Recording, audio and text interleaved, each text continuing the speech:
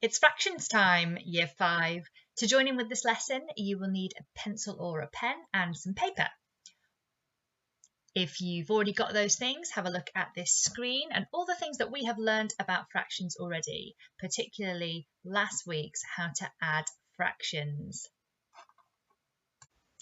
Hello year 5, it's me again, back for another maths video. It's been a while. Today we're looking at fractions. You can see lots of fractions on the screen there, some equivalent fractions, adding fractions. I know that you did that last week with Ben's video, and underneath that's what we call a fraction wall. And obviously you can see fractions are written in different ways, so I've got them all up on the screen for you. And a fraction is a part of something. So you can see I've drawn a bar model there, a part whole, so that's in thirds there. And 2/3 then is 2 out of 3. There you go. A fraction is also a division. So 2/3 is the same as 2 divided by 3, and 8/3 is the same as 8 divided by 3. This is important information when you're converting between improper fractions and mixed numbers, and also when you're changing fractions to decimals. And this number 8 divided by 3, 8/3, is an improper fraction. That's when it's top heavy. There's more in the numerator than in the denominator. So this is a recap. The numerator is the top number, the denominator is the bottom number. And equivalent fractions, that's when we have fractions that are the same. They have different denominators, and that means we have to mess about with the numerators. So here we've got 1/3 is the same as 2/6, is the same as 4/12. And the simplest form there is 1/3. That's what it means when you hear the simplest form. That's when the denominator is the smallest it can go. And we were looking at improper fractions, that's an improper fraction, and mixed numbers. So that's when we have a whole number and a fraction. And last week, you were looking at adding fractions. So here we've got, remember to keep the denominator the same.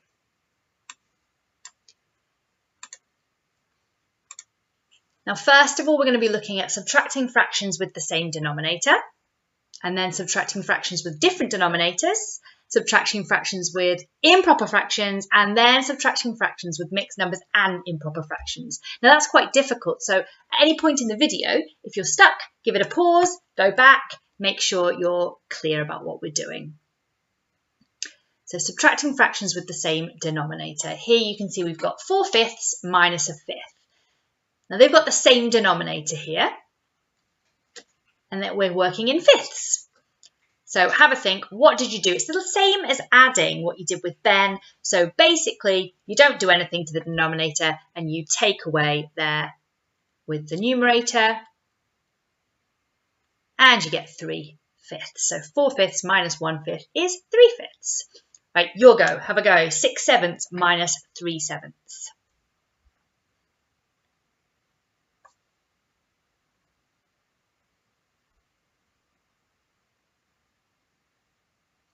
Now remember to keep the denominator the same, so we're still working in sevenths, and we're only subtracting the 6 minus 3 at the top, so we get 3/7. And you can see that demonstrated here. So we've got 6/7 on that bar, take away 1, 2, 3, and you're left with 3/7. Now this one is with a different denominator. So here we've got an 8 and a 4. You've got the 7/8, take away the 3/4. And you can see them there in these models that I've put on the screen. So first of all, think, I have to make a common denominator. I have to make it the same on the bottom. And here you can see that you can make 3/4 into 6/8. And once you can make the denominator the same, you can see 7/8 minus 6/8 is 1/8. Now let's see if we can do that without using any of these models. So the same question again, 7/8 minus 3/4. Now how do we make the denominator the same? In this case, we can already see that the common denominator here is something that is a multiple of both 4 and 8. Now if we go in our 4 times table, we've got 4, 8. Oh, we've already found a common denominator. So the common denominator here is 8, and to turn the 4 into 8, we multiplied by 2. So whatever we do to the bottom, we have to do to the top. So in this case, what we do is multiply by 2, and we end up with 6. So our numerator is now 6, and our denominator is 8. And 7 minus 6 is 1. Remember, we just keep the denominator the same. Right, your go. We've got 11/15 minus 3/5. Have a think about what you're going to do. What will the common denominator be?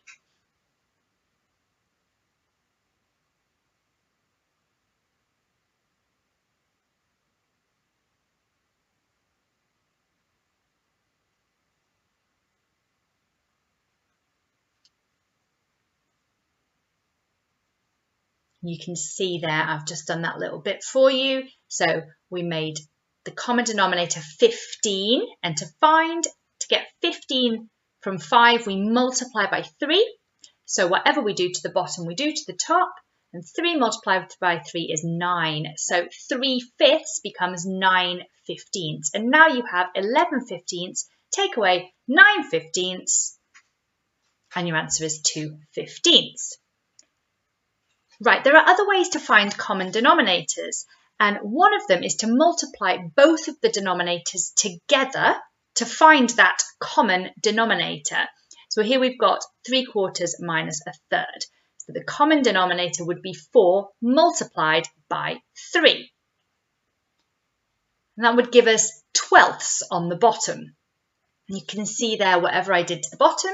So the first one, 3/4.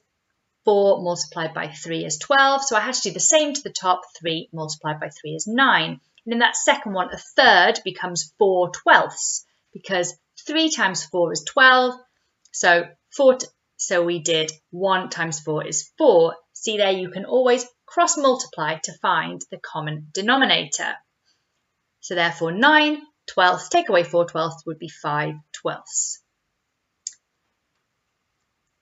Finding the lowest common denominator can make a lot of your calculations easier. So here we've got 5/6, take away 2/15. Now, what is a common denominator for 6 and 15? And what's a common multiple for 6 and 15?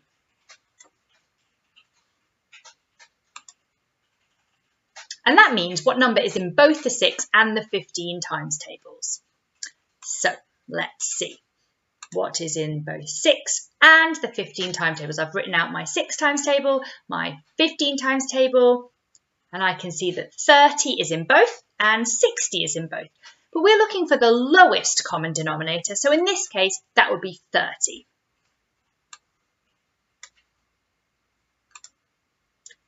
So then whatever I do to the bottom, I do to the top. And I end up with 25/30 minus 4/30, and I get 21/30. And that can be simplified because 21 is in the 7 times table, and 21 is in the 3 times table, and 30 is in the 3 times table. So if we divide both by 3, we get 7/10. Now you can decide, do you want to go back and try and watch the video again until you feel more confident with subtracting fractions? Do you want to go to SeeSaw and have a go at this week's subtraction task? Or do you want to keep on watching because it gets more challenging and it has a recap on mixed numbers and improper fractions? Subtracting fractions with improper fractions. So here we have 2 improper fractions, a 12/5 minus 3/2. Now the same thing applies here as with other subtracting fractions. You need to find a common denominator. So in this case, 5 and 2, what's in the 5 times table and also in the 2 times table? And you can see that the lowest common multiple is 10, so our lowest common denominator is 10. Now, what did I do to turn 5 to 10? Well, I multiplied by 2, so I have to do the same to the top. And 12 times 2 is 24. Now the same with 2. What did I do to 2? To turn it to 10, I multiplied it by 5, and 3 times 5 is 15. So now I have 24 minus 15. And 24 minus 15 is just 9, and we keep our denominator the same. So that's 9/10. Now this is the hardest thing we're going to do, and that is subtracting fractions with mixed numbers and improper fractions. Now here are two mixed numbers, 3 3/4 minus 1 7/8.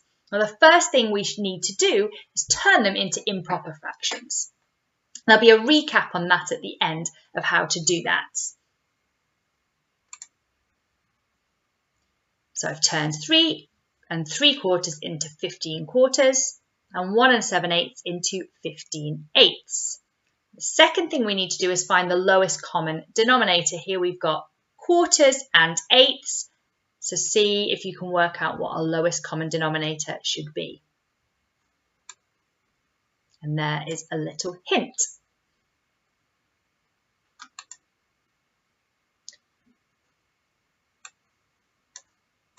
Eight is the lowest common multiple, so we have to turn them into eighths. And then whatever we do to the denominator, we do to the numerator.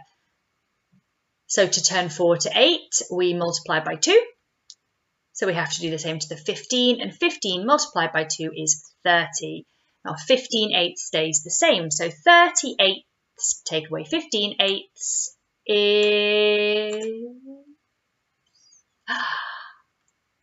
15/8. And remember, we take away the numerators but leave the denominator the same. Now in this case there were mixed numbers to start with, so we have to turn them back into mixed numbers. And this is where we need to remember that a fraction is a division. So 15 divided by 8, and 15 divided by 8 is 1 remainder 7. We put that 7 on top of the denominator, it just stays the same,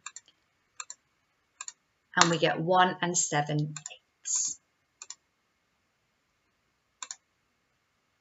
This is a quick recap on converting mixed numbers to improper fractions. Here we have 1 3/4. The first thing we do is to multiply the whole number by the denominator. So in this case, 1 multiplied by 4. We then add the numerator, and we keep the denominator the same. So we get 7/4. Now have a go at the task on SeeSaw and the challenges on the website.